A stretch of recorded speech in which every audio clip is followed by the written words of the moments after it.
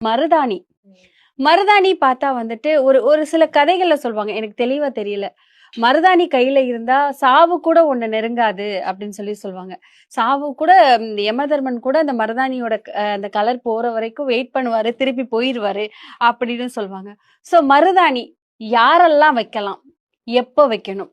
இத வைக்கிறதுனால என்னென்ன நன்மைகள்லாம் நம்மளுக்கு இருக்கு?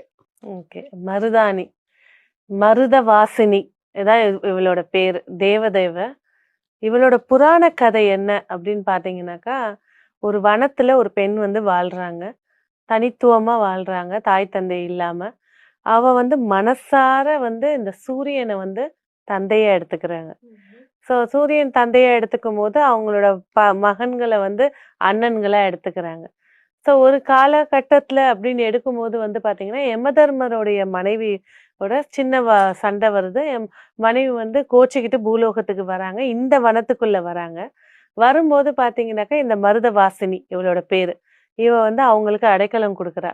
அடைக்கலம் குடுத்து அவங்கள பாத்துக்கிறா. ஸோ தனிமையில இருந்த ஒரு பெண்ணுக்கு ஒரு தோழி மாரி, ஒரு பாதுகாப்பு மாரி கிடைக்கவே அவங்கள நல்லா பாத்துக்கிறாங்க. அவங்களுக்கு வேண்டியதெல்லாம் செஞ்சு தராங்க.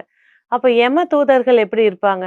அந்த யம தர்மராஜா வந்து என்னோட மனைவி எங்க இருக்கா பாத்துட்டு வாங்க அப்படின்னு சொல்லும்போது, யம தூதர்களை பார்த்தானே, என்ன இவ்வளவு அகோரமா இருக்கீங்க, நீங்க யாரு, நான் உங்களெல்லாம் உள்ள விட மாட்டேன். அவங்களுக்கு வந்து இதுக்குள்ளதான் அவங்களோட தலைவி இருக்காங்க அப்படின்னு அவங்க போராடுறாங்க. கொடுக்க முடியாதுன்னு சொல்லிட்டு அவ வந்து திட்டி பேசி அனுப்பிச்சிடுறா.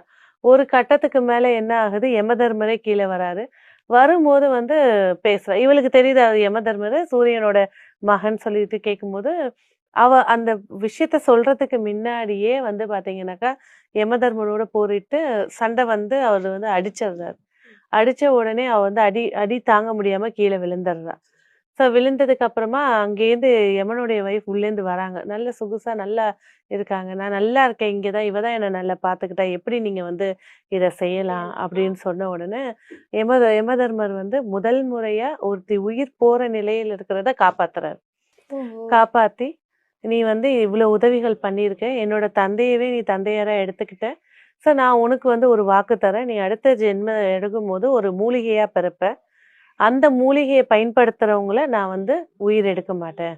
அப்ப இவ சொல்றா, நான் அடுத்த ஜென்மத்துல வந்து இந்த மருதாணின்னு சொல்லக்கூடிய பேர்ல, மருத வாசினி ஆகிய நான் வந்து மருதாணியா இலையா பிறப்பேன். அது வந்து ஒரு வண்ணம் வரணும். அந்த மருதாணிய பயன்படுத்துறவங்க ஆயுளே இல்லனாலும், நீ வந்து அந்த மருதாணி போற வரைக்கும் அவங்கள வந்து உயிர் எடுக்கக்கூடாது அப்படின்ற ஒரு வரத்த வாங்கிடுற. சரி அப்படின்னு சொல்லுது. அதுக்கு அடுத்து அந்த நிமிஷத்துல உதிச்ச மூலிகை தான் மருதாணி.